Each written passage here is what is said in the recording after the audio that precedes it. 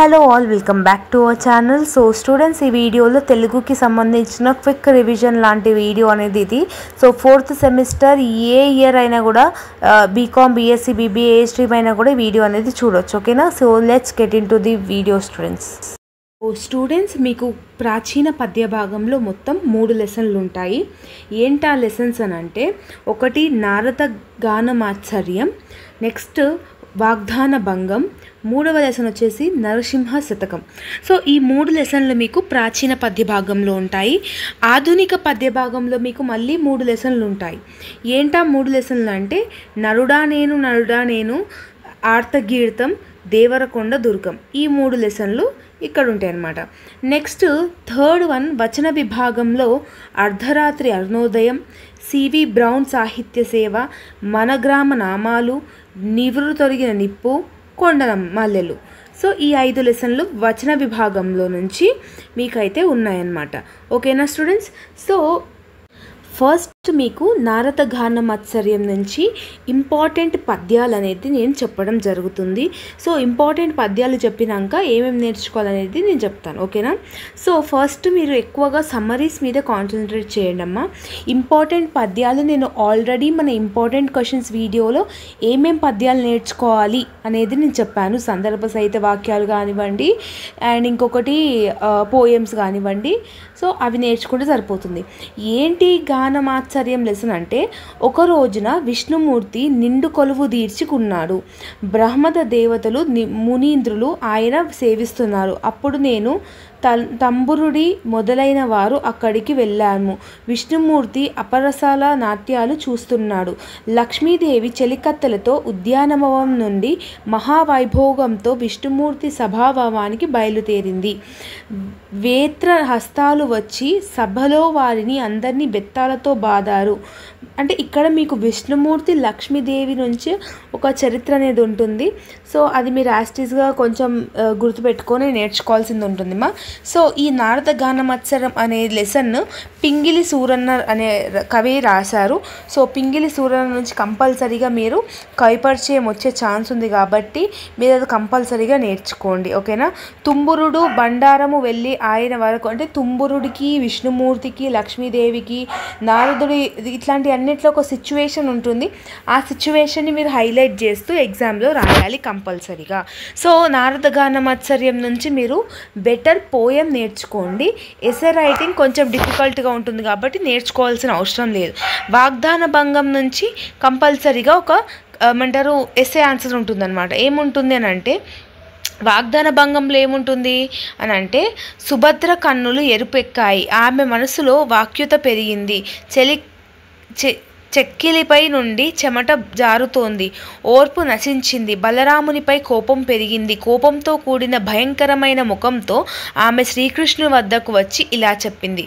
So Subhadra ఎట్లా ఏమంటారు తన మనోభావాలను ఎట్లా వ్యక్తం చేసింది అనేది చెప్తుంది. మీ అన్న అన్యాయంగా తన కూతురును ఇతరులకు ఇవ్వవచ్చునా? ఈనాటితో మీకు పాండవులకు బాంధవ్యం తెగిపోయింది. మొదట మా మగవారు, మీరు స్నేహితులు, బంధువులు, అందువలన నన్ను ఇక్కడ నుండి అంటే చాలా పెద్ద అంటే పాండవులకి మళ్ళీ ఇక్కడ ఉన్న లెసన్స్ అనేది ఉంటాయి కదా. సో దీన్ని హైలైట్ చేస్తూ మీరు రాయాలన్నమాట. ఓకేనా? సో ఇక్కడ మీరు ఇక్కడ ఎవరైతే ఉన్నారో సుభద్ర అనేది, సుభద్ర పాత్ర చాలా ఇంపార్టెంట్ అనమాట ఈ లెసన్లో. సుభద్రది ఒకటి ఇంపార్టెంట్, అండ్ కృష్ణుడు సుభద్రతో ఏమని మాట్లాడినాడు అనేది కూడా ఇంపార్టెంట్. ఓకేనా? సో ఈ 2 పాయింట్ని హైలైట్ చేసుకుంటూ ఎట్లాంటి క్వశ్చన్ వచ్చినా ఈ 2 పాయింట్లు హైలైట్ చేసుకుంటూ రాయాలి. అండ్ కృష్ణుడు బలరామునితో పలికిన పలుకులు, అంటే తను బలరామునితో ఎట్లా మాట్లాడినారు అనేది ఇంపార్టెంట్. ఈ పీడిఎఫ్ ఆల్రెడీ నేను టెలిగ్రామ్ గ్రూప్లో పెట్టానమ్మా. సో టెలిగ్రామ్ గ్రూప్లో ఎవరైతే లేదో అందులో జాయిన్ అవ్వండి, బికాస్ నోట్స్ పీడిఎఫ్స్ అని టెలిగ్రామ్ గ్రూప్లో అప్లోడ్ చేస్తాను. అండ్ టెలిగ్రామ్ గ్రూప్ అనేది description as well as comment బాక్స్లో పిన్డ్ కమెంట్ లాగా ఉంటుంది, చూడండి. ఓకేనా? సో ఎట్లాంటి క్వశ్చన్ వచ్చినా ఒకటి ఆన్సర్. నెక్స్ట్ లెసన్ వచ్చేసి మీకు నరసింహ శతకం ఉంటుంది. సో నరసింహ శతకం was written by Dharmapuri Sheshappa అనే కవి రిటర్న్ చేసినారు. సో ఈయన గురించి మీరు 2-3 లైన్లు అయితే కంపల్సరీగా నేర్చుకోవాల్సిందే. సో ఇందులో నరసింహ శతకము నుంచి ఒక ఎస్ఏ ఆన్సర్ వచ్చే ఛాన్స్ అనేది ఉంటుంది. సో ఎస్ఏ ఆన్సర్ ఎట్లా రాయాలని అంటే పాయింట్స్ వైజ్గానన్నా రాయొచ్చు. అంటే నరసింహ శతకము భక్తకోటి పరవంశలో ఒక వైభోగాన్ని ప్రదర్శించిన సందర్శనము, నరసింహ కథలు అని విని ఆనందింప పొందిన స్వామి పూజను చూసి, అంటే నరసింహస్వామి గురించి కథల గురించి, ఓకే, ఆయన యొక్క సేవల గురించి ఈ లెసన్లో ఉంటుంది. సో మనకు తెలుసు కదా నరసింహస్వామి ఏమేమి చేసినాడో. సో లోకంలో ఎంతమంది ఉన్నా కూడా దుష్టులను హరించేవాడు నరసింహస్వామి, దీనులను రక్షించేవాడు నరసింహస్వామి అని చెప్పేసి రాయండి. సో ఓకేనా. సో కంపల్సరీగా ఇందులోకైనా క్వశ్చన్ వచ్చే ఛాన్స్ అనేది ఉంటుంది. నెక్స్ట్ ఆధునిక పద్య భాగంలో మీకు నరుడా నేను అనే లెసన్ ఉంటుంది. సో ఇది ఎవరు రాసినారంటే కాళోజీ గారు రచించారు. సో కాళోజీ గారి నుంచి కంపల్సరీగా నేర్చుకోండి. అండ్ ఇందులో మనిషి జీవితం 3 కాలాలతో బంధింపబడి ఉంటుంది. మనిషి భూత, వర్తమాన, భవిష్యత్ అంటే ప్రజెంట్, పాస్ట్, ఫ్యూచర్ అనే ఒక 3 అంశాల మీద తన లైఫ్ అనేది ఉంటుంది. అంటే పాత విషయాలు ఎలా ఉంటున్నాయి, ప్రజెంట్ ఇప్పుడు ఎలా ఉంటుంది, వర్తమానం అంటే ప్రజెంట్, అండ్ భవిష్యత్తులో ఎలా ఉండాలి అనేది మనిషి ఉన్నదానితో సంతృప్తి పడగలేక. ఇది చాలా easy lesson and generalize lesson, ఒక మనిషి గురించి ఉంటుంది. సో ఎవరైతే నేర్చుకోవాలనుకుంటున్నారో నరుడా నేను లెసన్ అనేది నేర్చుకోవచ్చు. సో ఒక్కసారి మీరు చదివేసినారు అనుకోండి, రిమైనింగ్ అంతా మీరు ఓన్గా సారాంశం అనేది రాసేయచ్చు. ఓకేనా. ఇందులో కూడా ఎట్లాంటి క్వశ్చన్ వచ్చినా కూడా summary is the answer. Next ఆర్తగీర్తం. ఆర్తగీర్తం దేవరకొండ దుర్గం నుండి తిలక్ గారు రచించినారు. దేవరకొండ అనే కవి రచించినాడు. సో ఆర్తగీర్తం నుంచి ఆ కవి గురించి కొంచెం రాయండి. యాజ్ వెల్ యాజ్ పాఠ్యభాగంకి వచ్చేసరికి ప్రసిద్ధి పొందిన తిలక్ వచన గేయంలో ఆర్తగీర్తం ఒకటి. అంటే ఆర్తగీర్తంలోనే మనకు తెలుస్తుంది దుఃఖము, వేదన నిండిపోయిన లోకానికి చూసిన కవి గుండెల్లో ఉబికి వచ్చిన ఆర్తగీర్తమే ఈ ఆర్తగీర్తం. అంటే దుఃఖము, వేదన అంటే ప్రజలు పడిన కష్టాలు, వాళ్ళని అవన్నీ చూసి తనలో ఉన్న ఉద్వేగాలను ఆవేశించి మొత్తం గేయంలో చూపించేదే ఈ ఆర్తగీర్తం లెసన్. సో ఇది ఒక దేశం గురించి ఉంటుంది. ఆర్తగీర్తం బాల గంగాధర్ తిలక్ వెలువరించిన ఆర్తి ఏంటి, తను ఏం కోరుకుంటున్నారు అనేదనంటే ఇక్కడ ఏమంటున్నాడు, తిలక్ తాను దీనుల కన్నీరు చూచి కరిగిన పాటను అన్నాడు. దీనుల బాధను చూచి సిగ్గుతో చనిపోవాలని దుఃఖాన్ని తాను కాపాడితనాయని. అంటే దీనులు అంటే పేదవాళ్ళు చూసి తను పడిన కష్టాల గురించి ఉంటుంది. సో ఇది ఈజీ లెసన్. దేవరకొండ దుర్గం ముకురాల రామారెడ్డి గారు రచించారు. సో ఈ లెసన్ కొంచెం డిఫికల్ట్గా ఉంటుంది. సో ఈ లెసన్ మీరు స్కిప్ చేయొచ్చు. ఈ లెసన్ దేని గురించి ఉంటుందంటే నల్గొండ జిల్లా దేవరకొండ వేసిన గిరి దుర్గం, అంటే ఒక దుర్గం అనే ప్లేస్ అనేది ఒకటి ఉంటుంది. సో నల్గొండ జిల్లాలో ఉంటుంది అది దేవరకొండ దుర్గం అనేది. సో దాని గురించి అసలు పాతగా ఎట్లుంటుండే, ఇప్పుడు దాని హిస్టరీ ఏందనేది ఉంటుంది. సో ఇది కొంచెం డిఫికల్ట్గా ఉంటుంది కాబట్టి ఈ లెసన్ని మీరు స్కిప్ చేసేయచ్చు, no problem. And last lesson ఏముంటుందంటే అంతే, ఈ 3 లెసన్లు ఉంటాయి. నెక్స్ట్ ఆ 2 లెసన్లు నేర్చుకుంటే సరిపోతుంది. నరుడా నేను ఆర్తగీర్తం లెసన్ చదువుకుంటే సరిపోతుంది. అండ్ లాస్ట్ పార్ట్ వచ్చేసరికి మీకు వచన విభాగంలో ఫస్ట్ వన్ అర్ధరాత్రి అరుణోదయం. ఇది చాలా ఈజీ లెసన్, ఇంపార్టెంట్ లెసన్, ఈజీగా మీరు రాసేయచ్చు. ఏముంటుందిరా అంటే ఇందులో సో ఇక్కడ 1947 ఆగస్ట్ 15న మన భారతదేశానికి స్వాతంత్రం వచ్చింది. సో అప్పుడు హైదరాబాద్ నగరాన్ని ఇంకా నిజాం ప్రభుత్వాలు అనేది ఇంకా స్వాధీనంలో నుంచి ఇంకా విడిపోలేదన్నమాట. సో ఆగస్ట్ 15కి మన ఇండిపెండెన్స్ వచ్చినా కూడా ఆ రోజు నైట్ మన హైదరాబాద్లో, తెలంగాణలో ఎలా ఉండే పరిస్థితులు అనేది చెప్పేదే ఈ లెసన్ గురించి ఉంటుంది. ఓకేనా. సో ఆనందం, సంతోషం, ఆవేశం, ఆతృత వర్ణించి చెప్పడానికి మాటలు చాలవు. దానితో రంగాచార్య గారు అంటే అప్పుడు ఏమవుతుండేనంటే ఇప్పుడు హైదరాబాద్లో ఒక 10 మంది రంగాచార్యులు గారు అనేది ఉంటుండే. అప్పుడు నిజాం ప్రభుత్వం ఇంకా ఉంటుండే కాబట్టి, రాజులు ఇంకా ఉండేటారు కాబట్టి అప్పుడు సాటుగా లైబ్రరీకి పోయి ఒక చిన్న దీపంతం పెట్టుకొని ఈ స్వాతంత్రం అనేది సెలబ్రేట్ చేసుకున్నారు. ఎందుకంటే అప్పట్లో ఇంకా వచ్చినా కూడా అప్పుడు నిజాం ప్రభుత్వాలకు తెలిస్తే చంపేస్తారు కదా. సో అట్లా అని చెప్పేసి సో ఈ లెసన్ ఈజీగా ఉంటుంది. ఈ లెసన్ కంపల్సరీగా మీరు నేర్చుకోవాల్సిందే. ఓకేనా. అండ్ నెక్స్ట్ వచ్చేసరికి స్టూడెంట్స్ మీకు సిపి బ్రౌన్ సాహిత్య సేవ. సో ఇది జాన్ నదున ఈ లెసన్ కూడా కొంచెం డిఫికల్ట్గా ఉంటుంది. ఈ లెసన్ మీరు వదిలేస్తా అంటే నో ప్రాబ్లం వదిలేయచ్చు. ఇది కొంచెం ఆంగ్లం హిస్టరీస్ అవన్నీ నేర్చుకోవాల్సి వస్తుంది. Better you leave this for choice. And next you will have మన గ్రామనామాలు అనేది ఇది లింగమూర్తి గారు రచించినారు. సో ఈ మన గ్రామనామాలు అనేది లెసన్లోనే తెలిసిపోతుంది ఏంటంటే మన తెలంగాణలో ఉన్న డిఫరెంట్ గ్రామాలకు ఎట్లాంటి పేర్లు పెట్టేవారు అంటే ఆది మానవులు, తల్లి తండ్రి పరివారం అంతా ఒక చోట గుడిసెలు వేసుకొని ఉండేవారు. సో అట్లాంటి సమూహంలో కొన్ని పేర్లు అనేది వాళ్ళు అక్కడున్న స్పెసిఫిక్గా అక్కడున్న రీజియన్ని బట్టి ఉంటుందన్నమాట. సో ఎట్లా చెప్పాలంటే ఫర్ ఎగ్జాంపుల్ ఒక పేరు చెప్తా మీకు, ఊరి పేరు. ఆ ఊరి పేరు ఎట్లా ఉంటుందంటే అక్కడున్న జనాభాలను డిస్క్రైబ్ చేసుకుంటూ లేదంటే అక్కడున్న ఏదున్నో కదా అని డిస్క్రైబ్ చేసుకుంటూ ఉంటుంది. సో చింత చెట్టు బట్టి రేజింత అని, మట్టిని బట్టి రేమ మట్టి అని, తండ్రుని బట్టి వేతాండ్రి అని. సో ఇట్లాంటి తెలంగాణలో కొన్ని గ్రామాల నేమ్స్ అట్లా ఉంటాయి అన్నమాట.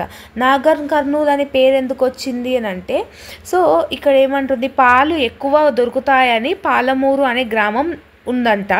నాగర్ కర్నూలు అనే గ్రామం పేరు 2 గ్రామాల సమూహం. సో నాగర్ కందన్ అనే 2 అన్నదమ్ములు అనేటోళ్ళు ఉండేవారు. అక్కడ కోటలు కట్టి నాగనులు కందునులు అనే గ్రామాలు స్థాపించారు. సో అప్పటి నుంచి ఏమైపోయిందంటే నాగర్ కర్నూలు లాగా ప్రసిద్ధిగాంచిందనమాట. సో ఇట్లా ఒక గ్రామంకి పేర్లు ఎలా ఉంటాయి అనేది ఈ లెసన్లో నేర్చుకోవచ్చు. Easy lesson. అండ్ మీకు ఇంకొక లెసన్ వచ్చేసి నివురు తొలగిన నిప్పు. సో ఇది పోల్కంపల్లి శాంతాదేవి గారు రచించినారు. ఇది కూడా ఈజీగానే ఉంటుంది. నివురు తొలగిన నిప్పు అనేది ఈజీగా ఉంటుంది. అంటే ఇక్కడ ఏముంటుంది, రమణ చురుకైన విద్యార్థి. అతడు తామారమ్మ అనే పేదరాలి కొడుకు. రమణ తండ్రి 7 ఏళ్ల వయసులోనే చనిపోయాడు.